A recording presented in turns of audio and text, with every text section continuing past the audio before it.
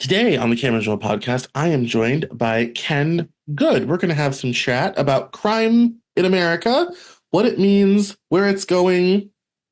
This was a huge issue in the election, all this type of thing, and there's a lot of myths about crime in America. If you talk to some people, the stats will say crime is down. If you talk to a lot of people who are in cities and all this type of thing, they will tell you crime is skyrocketing. It's through the roof. And as someone who had their car broken into 3 times in downtown Seattle, I can speak to that and the many thousands of dollars I spent on crime in Seattle. So we're going to break through some myths and break through some ideas and all this type of thing with the perfect expert. So welcome, Ken, to the Cameron Journal podcast. Well, thank you so much for having me. Thank you. Well, why don't we start from the beginning? Why don't you tell us a little bit about yourself and how you got into studying this? Okay, my name is Ken. I am an attorney. I am 63 years old. I have, let's see. So I started out practicing law, representing doctors in hospitals, and then I've always been doing appellate type stuff. I've argued cases before the Supreme Court of Texas, the Court of Criminal Appeals in Texas, because we have 2 high courts. But because of my appellate stuff, there was a bail bondsman that got some issues, and so he asked somebody, who do you hire? So they said, we need an appellate attorney, and I've got a good one. So they called me. And then after that, word of mouth spread, and I've started representing bail bondsmen across the state of Texas. I'm Texas counsel for several insurance entities, and then I'm on the board of directors of the Professional Bondsmen of Texas. And we propose bills. We're a resource to the Texas legislature. And then, the reason why I've gotten this interest on crime is because, we've had all these groups file lawsuits across the country alleging or try to use lawfare to impose criminal justice reform. And so someone asked me to go to a hearing in a case in Harris County in Houston, Texas. And I did, and I was offended. I was offended greatly. I thought the judge was making a wrong ruling. I thought she was applying the law incorrectly, and she didn't even understand how bail worked. And so I came out of the hearing, and I started calling all my friends and allies and saying we need to become experts on these issues because it's obvious that nobody else is. And so I set about to do that using my appellate background. And ultimately, I was proven right on that judge because on that case, she was ultimately reversed 6, 7, or 8, or 9 times. But she, that is one of the seminal cases that these groups push, saying that we should have criminal justice reform, we should have bail reform. And so I've written numerous articles across the country on crime. And I recently wrote one, on bail reform. And I recently wrote an article for the Attorney at Law magazine on the FBI crime stats. And it's very interesting because 9 days after the article was published, my article questioned whether they were accurate. And suddenly they amended their crime stats to show that crime was actually higher than what they were saying. Yes, I was just reading. I'm so glad you brought that up because I was just reading about it here in the page. I got it, all this sort of thing. So why don't we start from the very beginning? Why don't you walk us quickly through bail? What is it, and why has the criminal justice reform movement lit upon that as a hot issue? Because that was something that Vice President Harris in her time as California AG had been dealing with and as prosecutor had talked about, and she had talked about that on the campaign. So why don't we talk about the intersection of bail? What is it, and why does it matter to criminal justice reform? Well, really, I think that bail has been attacked because it's an easy target. I mean, everybody wants to get rid of the private industry bail system, but the problem is there's not an alternative that does anything on the same level as the private industry, and that's the reason why it's been around for 200 years. So, what is bail? So, if you get arrested, either they file charges or it's just on a probable cause affidavit awaiting to determine if they're going to file charges, they can release you on bail. So that's either on a private surety bond or it's on some type of simple release. It depends on where you are in the country, on what they call it. So, in Texas, they call it a personal bond. So in California, they call it release on zero bail. In New York, they call it release on no bail. But those are all just your promise that you'll come back. So what's the purpose of bail is it is the security you give the court that you will return to answer the charges that have been filed against you. It doesn't have anything to do with guilt or innocence. It's what assurance you're giving that you will return. And so we've got the Which private is the industry. sum of money, of course. Well, it can be premium, just like on any insurance policy, or it can be just your promise on these simple release mechanisms. Right. What we're seeing in this bail reform movement is there's a shift and a move to use simple release much more heavily, but it has a much higher failure to appear rate. So, Right. and in criminal cases, if you don't show up for court, they issue a warrant, but your case gets put on hold. And so it can't go forward until you come back. And so if your failure to appear rate starts going up, then backlogs increase. And so, like using simple release in California on misdemeanor courts, I've had a DA tell me on a podcast that it's they have an 80% failure to appear rate. Harris County in Houston, Texas, does simple release for misdemeanors most, and they have it over 80% failure to appear rate over 2 years on average, and according to HarrisCountyCourtWatch.com. And the private industry has a less than 10% failure to appear rate. So you can see the difference is dramatic. And so what's the impact of that? The more we use these simple release mechanisms, creates chaos. Chaos creates pressure to dismiss because, like in California, they have a Speedy Trial Act. If they don't come back within a certain time, their case has to be dismissed. So it puts pressure to dismiss cases. Dismissing cases is perceived by criminals as a green light to commit more crime.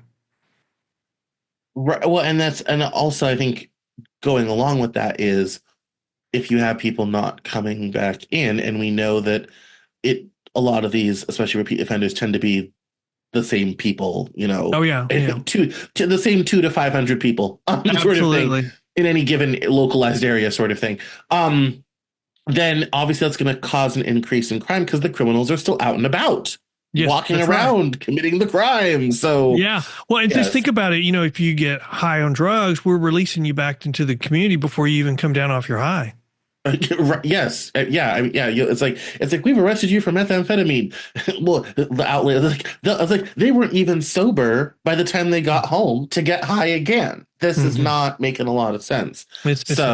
Yes. So now that we kind of have that whole thing established, when it comes to crime in America, is it up? Is it down? What's the story? Because there's been a lot said by a lot of people. What's your view? Well, okay, my view I think is it's crime's up, especially in our urban areas. Crime's up dramatically. You want to look at the statistics on car thefts. That's the best place to look because the insurance companies still won't pay off a carjacking claim without a police report. So that's probably the most accurate. And those are through the roof. But, for the last 2 election cycles, because 2 years ago we had the midterm elections, that crime was a big issue. And 2 years ago, just like today, or just like this cycle, the left was saying crime's not up. Just look at the FBI statistics. So, it's a perception problem. I did a debate with a representative of this civil rights court law firm that's filing all these lawsuits across the country where they keep getting reversed on appeal. And they say, oh, no, it's just a perception issue. Crime is not up. You're just perceiving more crime. You're seeing it, but it's not really real.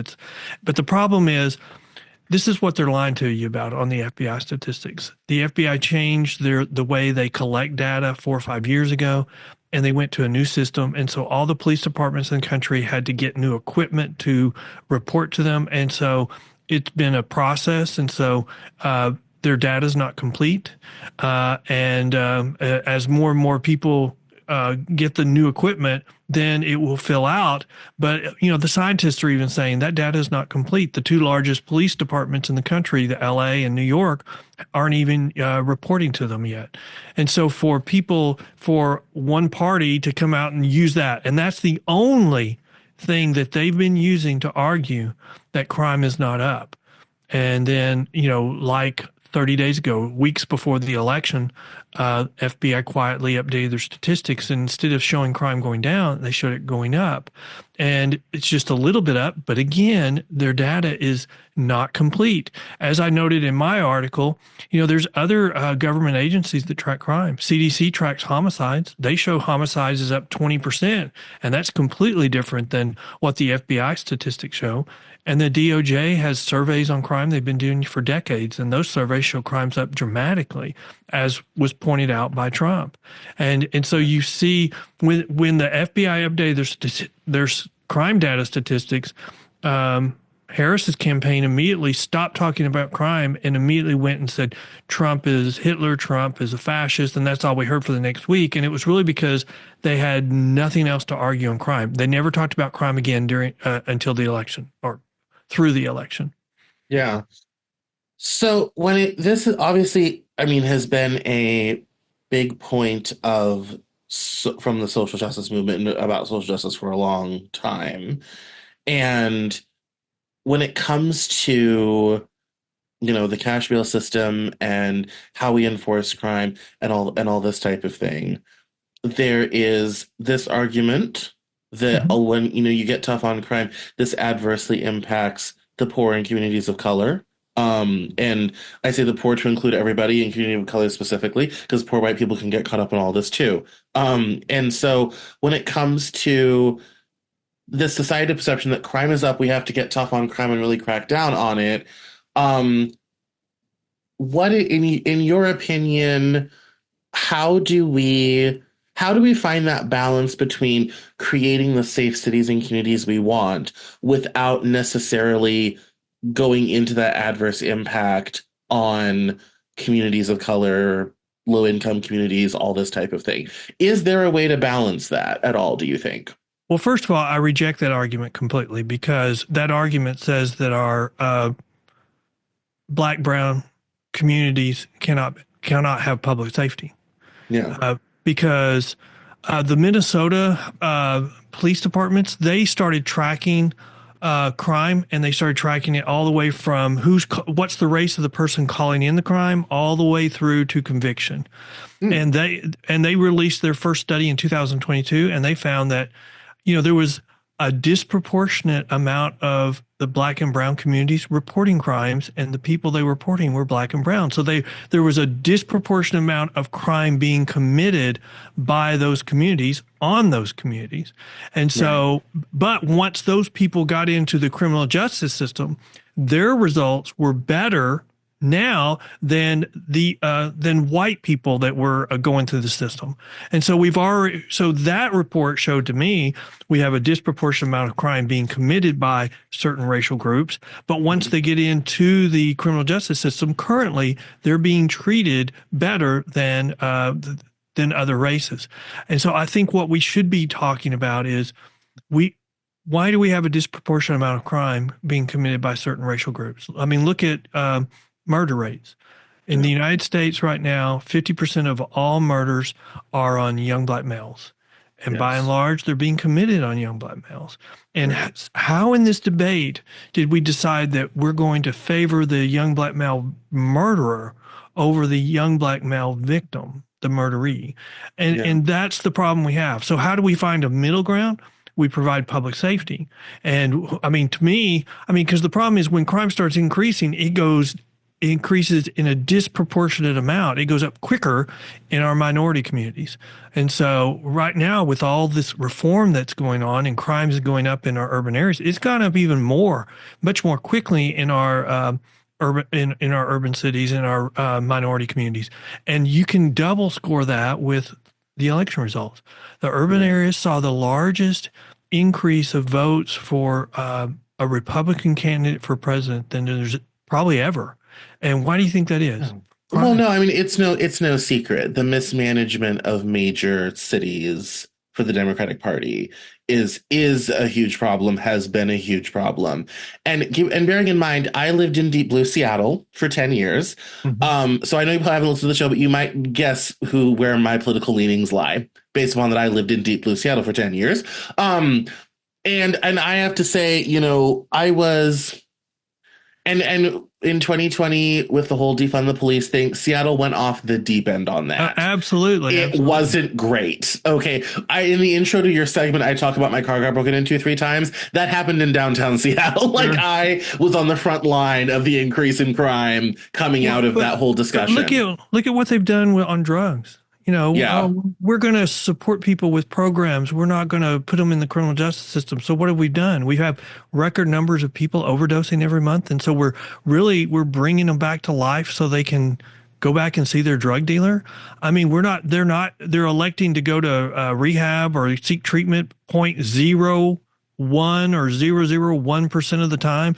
I mean, for God's sake, where's all that money going? Because nobody's using the programs, and we've Right. lost the hammer. I mean, I've actually had people argue to me, well, we live in a free society though, so if they want to overdose on drugs, they have that right. No, we can't have that be our position as a society. I mean, look at Portland and where drug use went from 6%.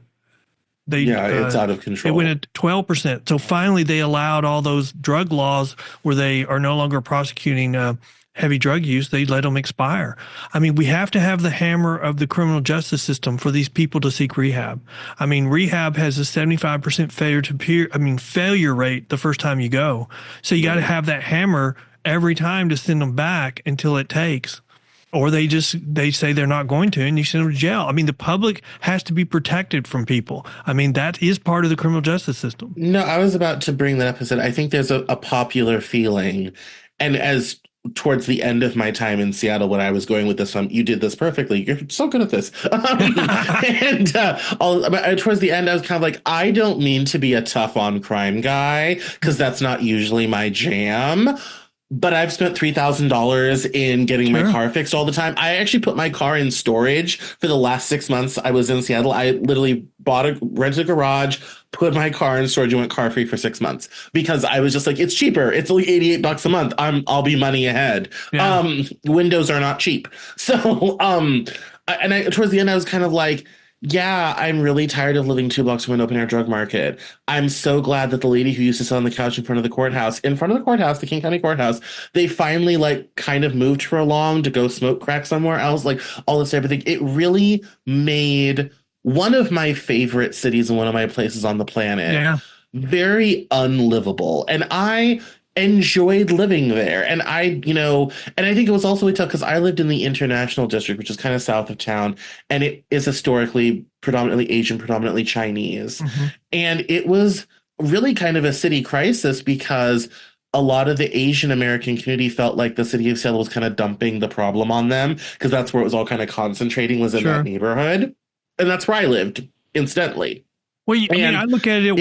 it was really tough. It was really hard. And it was really hard to say, yeah, we need to do more. Like, it was really hard for me to come along and say, like, yeah, I don't mean to be a tough on crime guy, but honestly, we need to get tough on crime. And it was kind of a political transformation in deep blue liberal Seattle for us to finally say, all right, let's get tough on crime. Like we're doing this now. Like we need to get tough on crime. Like, and I think that's where most of the country's at is I think people have really had it with how far we've kind of let things go with antisocial Sure. behavior and all this type of thing. Absolutely. Well, I would make 2 points on that. The first one is, we're kind of just repeating the same cycle we've already been through before in the 60s. In the 60s, feeling safe, so we became more forgiving on our criminal laws, and then crime started increasing, and so we had this fight or dilemma on how to address it. And we had one party refused to participate and refused to do anything, and so nothing got done for a period of time. And so then what happened? We had the backlash, and the backlash brought us Reagan, and with the war on drugs. And I would just, the point that you made about Seattle, and it's been going on for so long. I would say the second point I would make is, what is the motivation of our politicians for this change? Because, a normal politician, if they try something, if it doesn't work, then we go, hey, this didn't work. We got to try something else. So Yeah. the motivation here is not that it didn't work, because we all know it didn't work. We've been knowing for years, and they wouldn't change it. And so I really think that the motivation here is the people that are the activists that are pushing for these things. They know that the largest budget item in a county is law enforcement. So if they can give the county a reason to reduce that, they can then move those funds because they're not going to cut it. They're not going to save it. They're going to move those funds to other social programs. And where else would be best for that than Seattle? Because they're, like a blue state, they would want to save money and reinvest it, what they would argue is in our social programs. And that's what they did. But the problem is it was a political strategy, not something that actually has any science to support that it would work. And that was, I mean, that got reflected in the last mayoral election I was around for. I moved in the fall of 23. And it was, and things definitely, took a turn in terms of we wanted to finally handle the stuff. And I think, and I don't know how you feel about this, but one of the good things I think has come out of this is not using the police for every job, including more social workers and things. Denver's had a lot of success with that sort of thing, from what I have read. And I know that Seattle has tried that sort of thing as well. One man was very famously standing on a telephone pole on Aurora Avenue, and they got him to come down, which was a good thing. All this type of thing. I think there are maybe some good spots, but I think letting the criminals run amok, I mean, how you handle the criminals may change, but let's still handle them. Yeah, let's not just let them run amok, sort of thing. So I think there's maybe some good things that have come out of this whole conversation, but we can't leave these people to the road, is absolutely, my point. Yeah. Absolutely. And the problem with sending social workers instead of police is you've got to have a very effective and very good triage program, because how do you know based on a phone call? Well, I'm going to send a social worker this time and not a policeman. Right. And what happens if someone starts shooting? What happens if the social worker gets shot?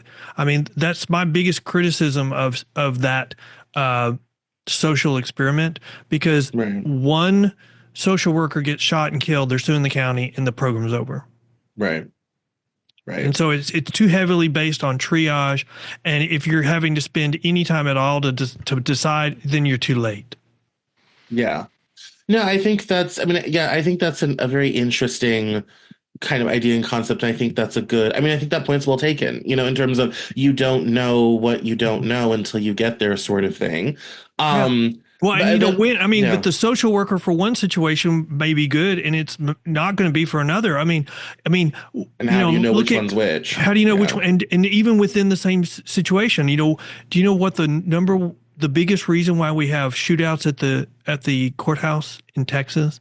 You would think it'd be a criminal case and someone's got mad, they didn't want to go to jail. No, it's family cases. It's divorces. I was going to say, it's a divorce all day and night. It's got to be family court and divorce. I told somebody one time somebody told me one time, when you get a divorce, you go crazy.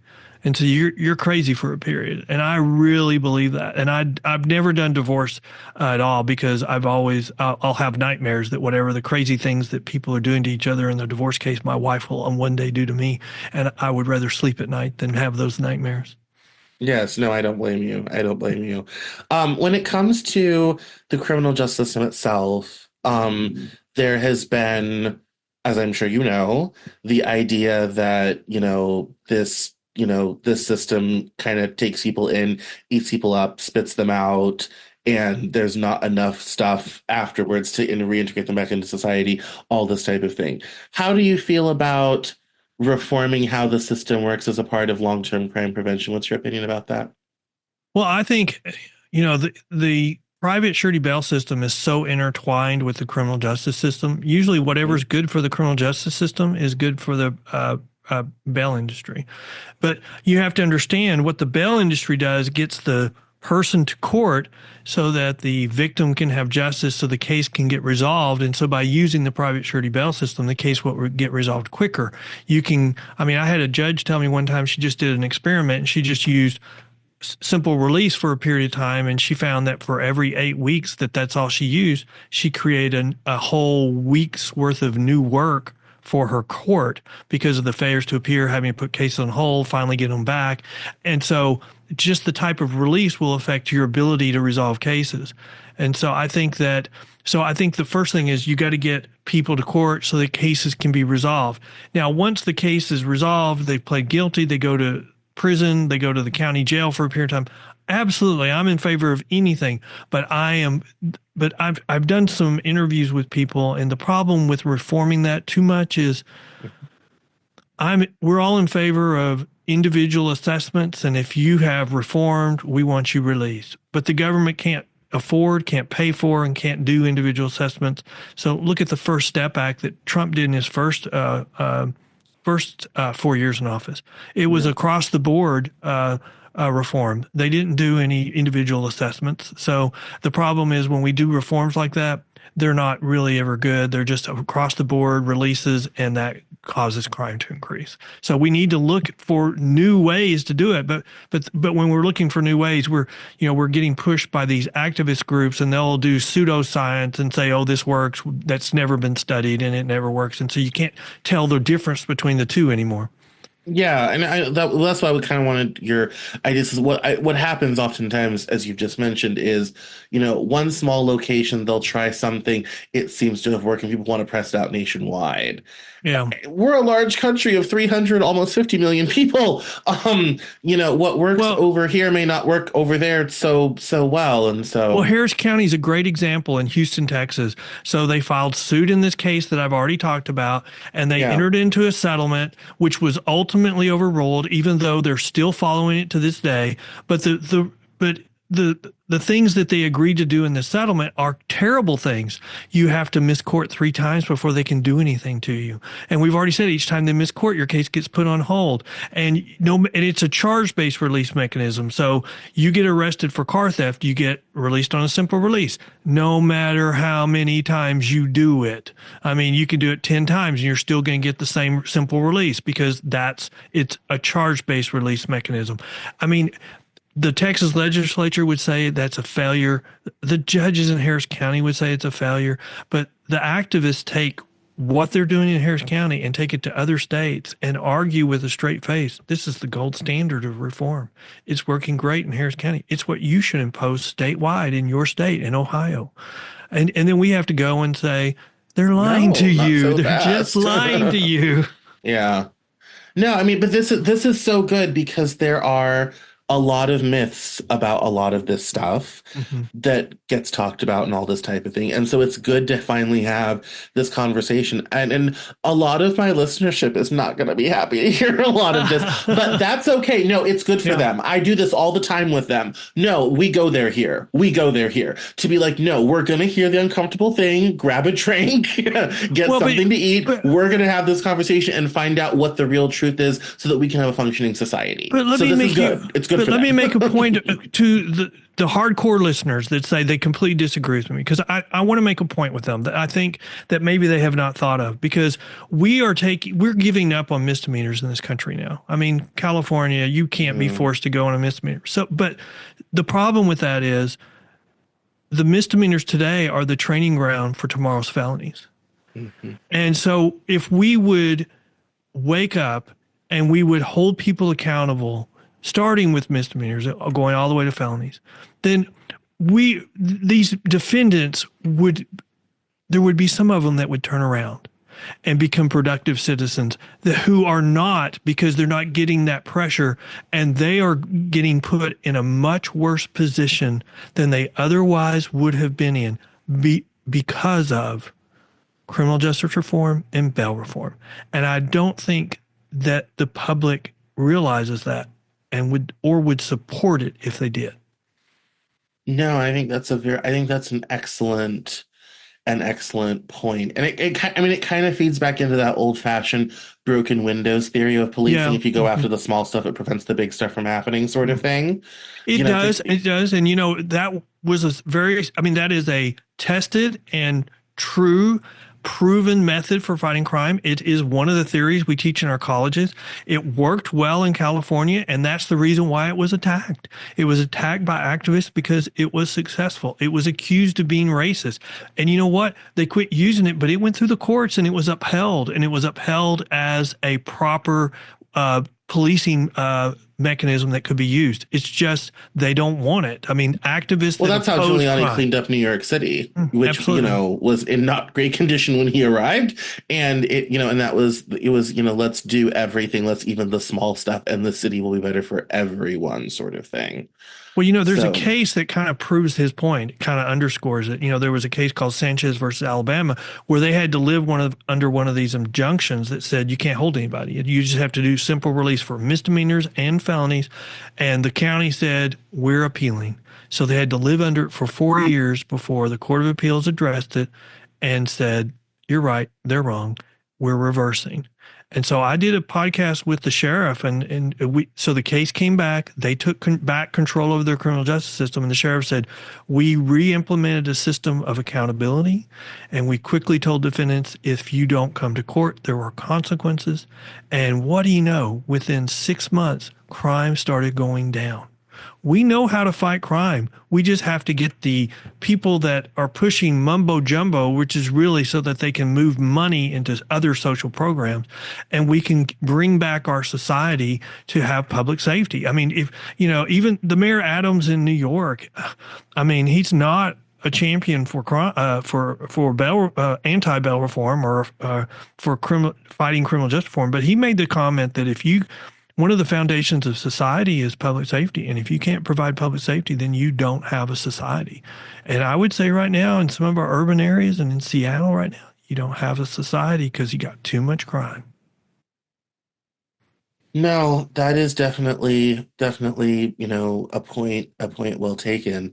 What do we do with, you know, full jails and full prisons and the social ramifications of that? What I mean, kind of what do we do on the other end of that? I guess is probably one big Well, question. part of the problem we have in California right now is we just don't have enough capacity in our prison system because California doesn't have enough capacity for a lot of things: electricity, water, prison. well, but a lot of that's They their own just need more space for everything in California. But it's every one of those are problems that they've created for themselves. Like on the prison system, Absolutely. the courts capped it at 130 something percent of their capacity, and so that forced them to release a lot of people. Well, they told people, "Oh, you're going to be safer by us releasing more criminals," even though I think one of the Supreme Court justices at the U.S. Supreme Court wrote in his dissent, "You're releasing the equivalent of a division into society, and they're all convicted criminals.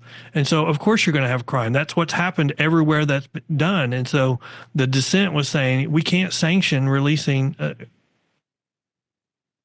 criminals back into society. So their problem, everything they've done in California has been to reduce the number of people in their prison because they're unwilling to build additional capacity. And so until they decide to build additional capacity, and that's been a problem so long. I mean, Schwarzenegger set aside money to build additional capacity, and they wouldn't approve it. So I mean, that's been going on for many, many years, and it's going to be a problem again because they just rolled back Prop 47, and which is the one that ultimately said we're not going to prosecute theft under $950. And Gascon was defeated by 20 something points. And so what do you do? I mean, you've got to hold people accountable, but you got to have the infrastructure to do it. And that's the ultimate irony. You've got activists that are pushing to decrease the capacity of the prison system to backdoor force criminal justice reform. We don't have anywhere to put them. Well, yeah, because you close this prison or you Right. refuse to build a prison. So, I mean, I'm probably hardcore, but I'm like, until crime starts going down, we don't have enough prisons. No, I mean no, that was why I wanted to kind of look at the system, the pipeline, all the way through the snake from Mm-hmm. mouth to tail, sort of thing, um, and go from But and kind of the go from problem is there. once the mentality changes, once people understand they'll be held accountable, Yeah. then your prison population will fall. And then you can start closing facilities. I mean, build new and then close your oldest as they go down. But until we change that mentality, because right now misdemeanors are the training ground for tomorrow's felonies, and the prisons right now are full of hardcore felons. Yeah. No, that's yeah. And as I mentioned before, I think it's also so important to have good ways of reintegrating people back into society. Sure. That's where I think we can do a tremendous social good, um, and Well, try to prevent the crime of but tomorrow. I think we need to outsource that because then we have churches or other groups that can do Oh, the of course, yeah, individual local assessments. charity, yes, local charities But are we fabulous can't at that. absolutely. And I mean, I just look at the AA Nothing a good program. faith-based organization can't solve. I know. But I Yeah, look at the Alcohol Anonymous program where, it has tremendous success. And, alcoholism, one of the hardest types of drug use programs that you can overcome. But it is based on a belief in some type of God. It doesn't, you don't have to believe in God, but you need to believe in some type of, uh, some higher type of power, greater, higher something power. greater than That's yourself. Yeah, yes, and that's a large part of that. And so we need some programs like that. And I talked to the sheriff of Harris County one time, and I said, do the people in your jail share any common things? And he said they share three things. Number one, there's no dad in their life. Number two, they don't have an education, and number three, uh, they have either mental or drug issues. And so you get them in prison, if you can address the school and you can agree, if you can get their family to try to integrate some type of support system, you're 2/3 of the way of integrating them back. I mean, the problem is once you get into prison, families usually write you off, but they're not writing you off just suddenly. They've written you off because you're a career criminal at that point, and they've been burned by you so much. I have a sister who had a car accident in 1989. She broke every bone in her face. She had a 30-year drug addiction to prescription drugs. So it was still legal drugs, but still was killing her. And at the end of her life, I mean, there was a period of time where I just couldn't have anything to do with her. But when her husband died, I stepped in, had her declared incompetent, and then we put her in an assisted living facility where they managed her drugs. And the last 4 years she was alive, probably some of the best years she ever had. yeah. No, I mean, it is each one of those. I used to work at a holistic rehab center, and I was the business manager, but I heard everything because I, saw all the paperwork and the financials, and so I knew everything that happened. That was part of the job, was to know everything that was going on. And yeah, each person had their own unique story, their own unique tale. And yeah, and some often, I mean, if I had a dollar for every exasperated family member phone call I would get to our facility, you and I could take a nice vacation somewhere with your whole family and my whole Yeah. family. And so, yeah, I mean, it's a, it's definitely a part of that. And But that's, the problem that we have right now is it's a big difficulty. well, one of the problems we have is the mental health system that you've mentioned is Yeah. not intended to be integrated with the criminal justice system because the mental health system is based on we reaffirm what you're saying, we support what you're saying, we take what you're saying at face value. Well, the career criminals learn how to manipulate that so easily. Oh yeah, I've got Yeah. mental problems, I'm depressed, and so okay. So where we're trying these reforms, well, then that would be a reason to dismiss the case because they've got mental issues, and so smart criminals learn that, and we don't really have any systems. The mental health system is not meant to police whether you're being genuine on your mental issues. You know what I mean?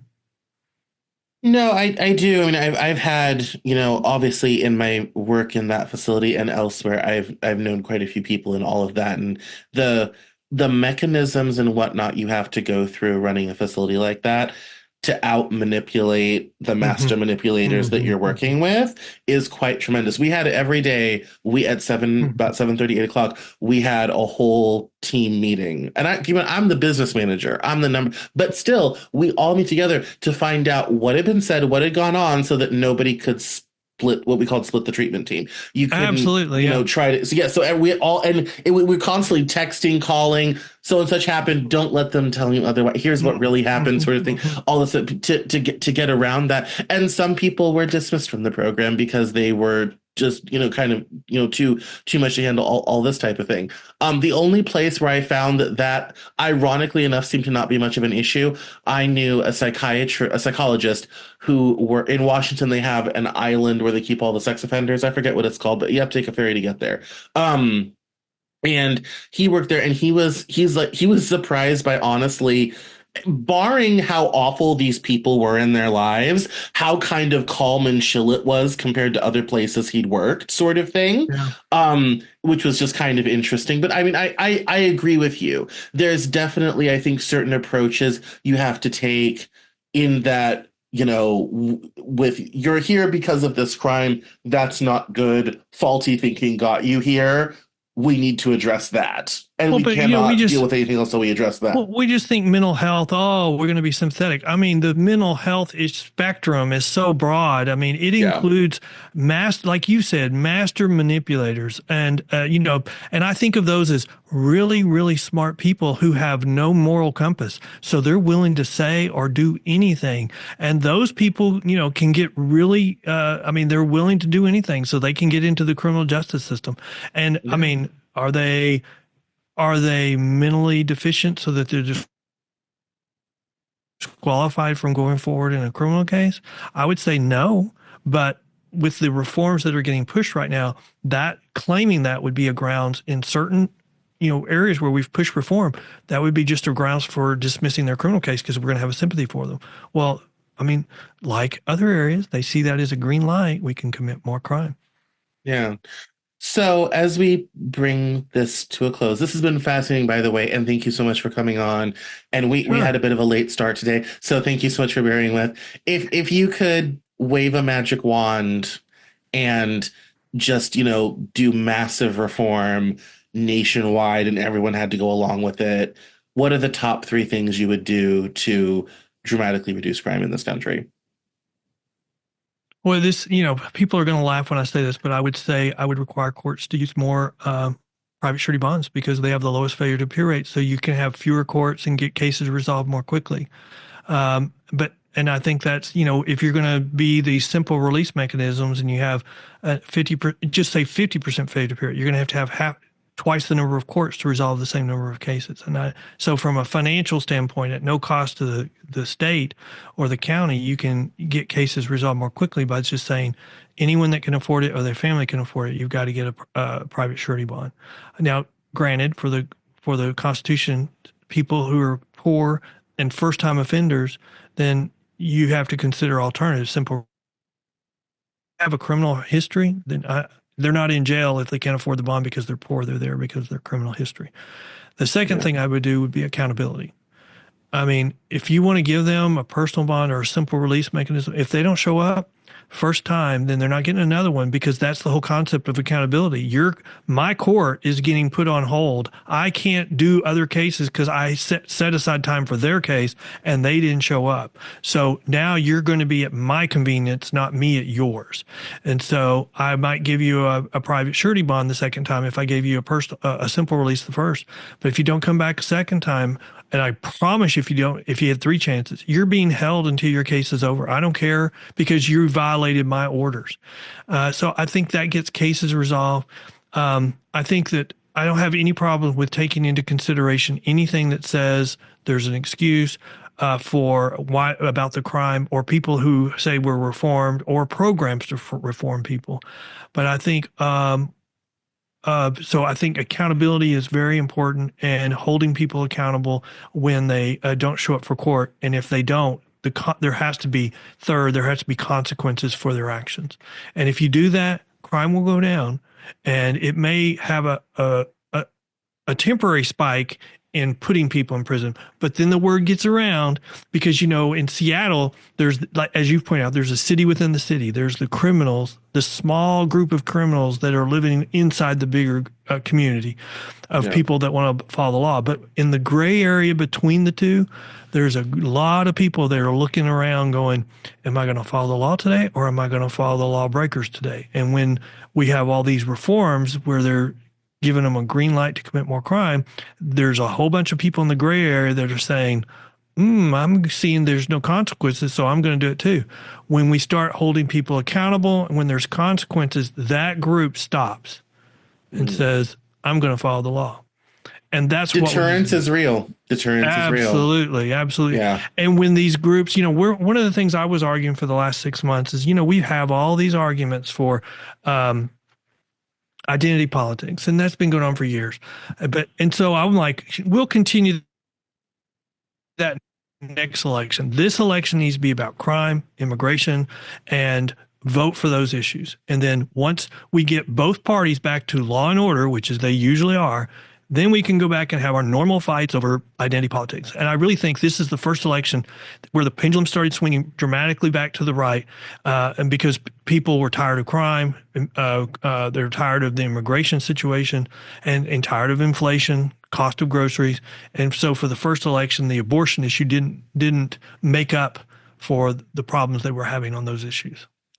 No, I agree, and I've said as much in my post-election coverage because I primarily do news politics. That's what the bulk of this show is about. Mhm. So I did an election night live stream. I've done the last couple weeks have been it's been a long 10 days. Oh, yeah. And so I'm going to tell you my yes. favorite meme is there's a meme going around where Trump is in his McDonald's apron and he's got the little fry thing and he's turned it over and it's like, 2 weeks ago, he was a humble fry cook. And today, he's president-elect of the United States of America. I've seen that one. Yeah, it's been a long 10 days since the election. And so yeah, no, I absolutely agree with your assessment. It was inflation, it was immigration, it was, crime, especially in urban areas. Nobody wants to live around crime. One of the things I worry about, and I start to sound very Republican when I say this, but I used to be a Republican, so it's not hard for me to do. Is I worry that's like we're turning into South Africa, we're turning into Brazil, where the middle and upper classes live in walled communities, everyone else is kind of stuck out with the criminals sort of thing, and you have this you have this situation where the law isn't enforced well enough or good enough by the government, so private people take it into their own hands, and you end up with a very two-tiered society. And I'd read an article leading into the election talking about Brazilization, and that's not the country any of us are used to living in. Yeah. I don't think that's the country the vast majority of people want to live in. Or will. Yes, and so I think there's an opportunity to get off that path. I don't think any of us want to live in Brazil or South Africa. Well, I agree with that, and I would make just a little bit. No offense to Brazil and South Africa. I would make just a small different point is, I'm very hopeful on criminal justice reform and bail reform being turned around because what we're doing right now is not sustainable, and our public will demand public safety. And if you think about it, our criminal laws were there to protect the criminals from the posse, from vigilante justice. Justice. And so if our government will not provide us with public safety, we will provide our own through vigilante justice. And we don't want that. So the government will come around because there's no other choice. And, the last point I'd make is you're going to see it from our urban cities because the impact that this is all having on our commercial properties is just incredible. Properties in San Francisco that are selling for 30 to 50% of what they sold for 3 or 4 years ago. Minneapolis, 2 buildings sold for 9% of what they sold for the last time they sold. And the default rate of commercial properties has gone from 5% to 40-something%. I mean, that will kill the taxes that are being paid in our urban cities. So the mayors in our urban cities, they'd already started it, but they're going to be crying foul very quickly because, this president, our next president, is not going to bail out our urban cities. He's going to say, get your house in order. And the Democrats would have bailed him out. Yeah, no, absolutely. Well, why don't you let us know? Let's bring this to a close. Although we're a little bit over, and I apologize again because we got a late start. Why don't you let us know where we can follow you online and keep an eye on what you're doing? Sure. So if you want to get more information on my group, you can go to pbtx.com, which is the Professional Bondsmen of Texas. So pbtx.com, we have a blog where we highlight important criminal justice stories. We also have our own podcast, which is linked on the menu, but you also can go directly to it because the web address is thebailpost.com. And that's all we do is talk criminal justice issues, thebailpost.com. Well, thank you so much for coming on the Cameron Journal podcast. Well, thank you for having me.